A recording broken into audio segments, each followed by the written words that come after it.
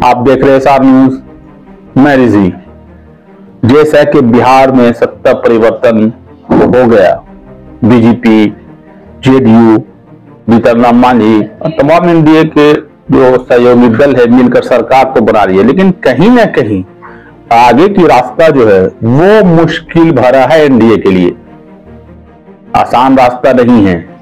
कहा जाता है कि 4 दिन की चांदनी फिर अंधेरी रात, इस तरह का कहीं न कहीं नजारा देखने को मिल सकता है। अनुमान लगाया जा रहा है बिहार में, इसलिए कि चुनाव करीब है।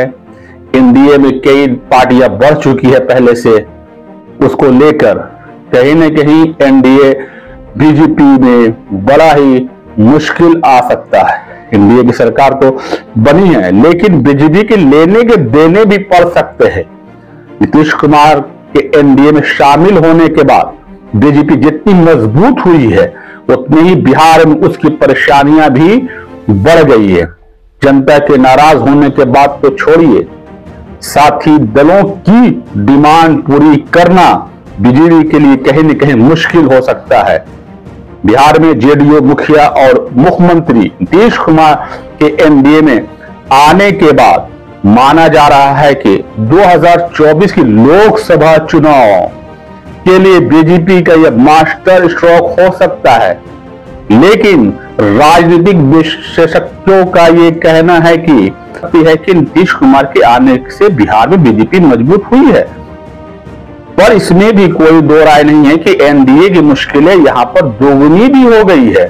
जो समय पर अगर नहीं सुलझाया गया तो बीजेपी को लेने के देने भी पड़ सकते हैं। एनडीए अब 2019 वाली नहीं है, जिसमें जीतन राम मांझी हैं, उपेंद्र कुशवाहा हैं, चिराग पासवान हैं। महत्वाकांक्षाओं को अगर बीजेपी शांत नहीं कर सकी तो नीतीश कुमार का दौर उल्टा भी पड़ सकता है। एनडीए में साथियों की संख्या लगातार बढ़ने से दिक्कतें बढ़ी है।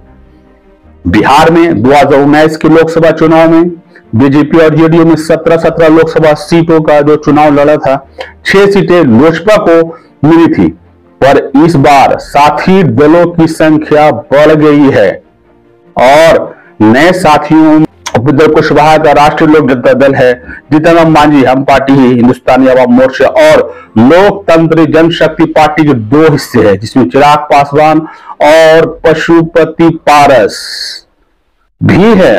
अब एनडीए के ही हिस्से है। जाहिर है कि सभी को सीटें चाहिए। इसके साथ ही इस बार बीजेपी की कोशिश होगी कि वो पिछली बार से अधिक सीटों पर चुनाव लड़े। अगर ऐसा नहीं होता है तो फिर बीजेपी को इन तमाम दलों को साथ समझौता कर साथ चलने के मकसद नहीं रह जाएगा।